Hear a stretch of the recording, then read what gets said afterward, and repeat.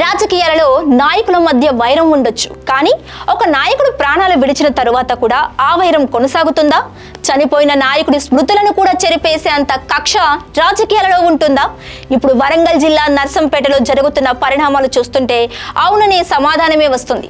దివంగత నేత మాజీ ఎమ్మెల్యే పెద్ది సుదర్శన్ రెడ్డి జ్ఞాపకార్థం ఆయన అనుచరులు అభిమానులు ఏర్పాటు చేస్తున్న విగ్రహ గద్దెను మున్సిపల్ అధికారులు రాత్రికి రాత్రే నేలమట్టం చేశారు. అది ప్రైవేట్ స్థలం, మీరెలా కూల్చుతారు అని అడిగినా ఏమాత్రం కనికరం లేకుండా జేసీబీలతో కూల్చేశారు. ఈ దుశ్చర్య వెనుక కాంగ్రెస్ ప్రభుత్వ కుట్ర ఉందంటూ బీఆర్ఎస్ శ్రేణులు అగ్గి మీద గుగ్గిలమయ్యాయి. మాజీ మంత్రి ఎర్రబెల్లి దయాకర్ రావు రంగంలోకి దిగడంతో నర్సంపేట అక్షరాల యుద్ధ వాతావరణాన్ని తలపిస్తుంది. అసలు ఆ అర్ధరాత్రి ఆ గద్దెని ఎందుకు కూల్చారు? అనుమతుల పేరుతో అధికారులు ఆడిన నాటకం ఏంటి అనేది ఇప్పుడు చూద్దాం.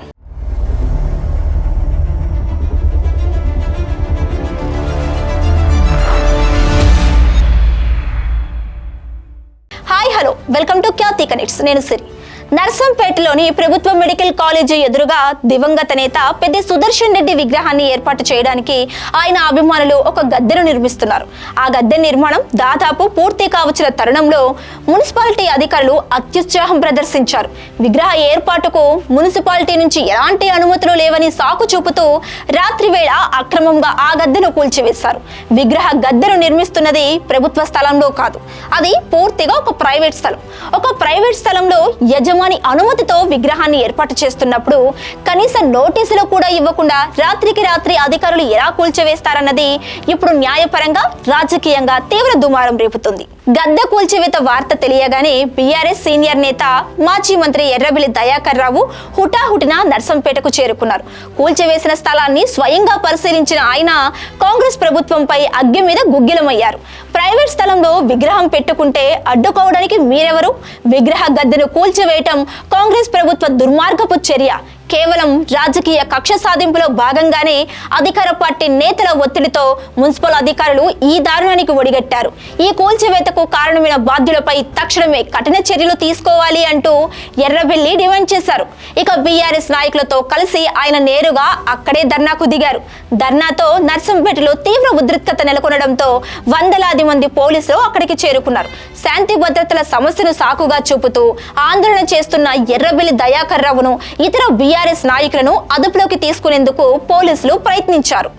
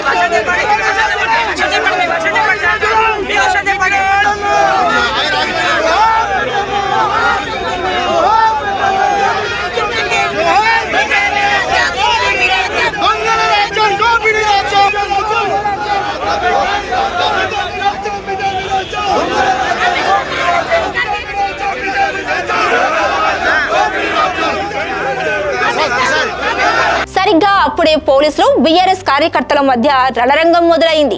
మా నాయకుడి ప్రతిమను కూల్చేసింది కాక న్యాయం అడుగుతున్న నేతలను ఎలా అరెస్టు చేస్తారు అంటూ బీఆర్ఎస్ కార్యకర్తలు పోలీసులను తీవ్రంగా అడ్డుకున్నారు. పోలీసుల వాహనాలకు అడ్డంగా పడుకుని నిరసన తెలిపారు. అరెస్టు చేసేందుకు పోలీసుల యత్నం, కాకిలను అడ్డుకునేందుకు గులాబీ శ్రేణుల పోరాటం వెరసి నర్సంపేట వీధులన్నీ అర్ధరాత్రి పూట యుద్ధ వాతావరణాన్ని తలపించాయి. చూశారుగా, నర్సంపేటలో కాంగ్రెస్ వర్సెస్ బీఆర్ఎస్ మధ్య రేగిన ఈ విగ్రహ విధ్వంస రాజకీయం.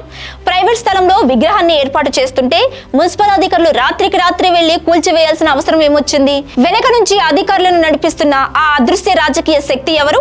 బీఆర్ఎస్ నేతలపై పోలీసుల జూలంతో ఈ ఆందోళనలు ఇక్కడితో ఆగిపోతాయా, లేక జిల్లా వ్యాప్తంగా ఈ కక్ష సాధింపు పాలిటిక్స్ మరింత తీవ్ర రూపం దాల్చుతాయా?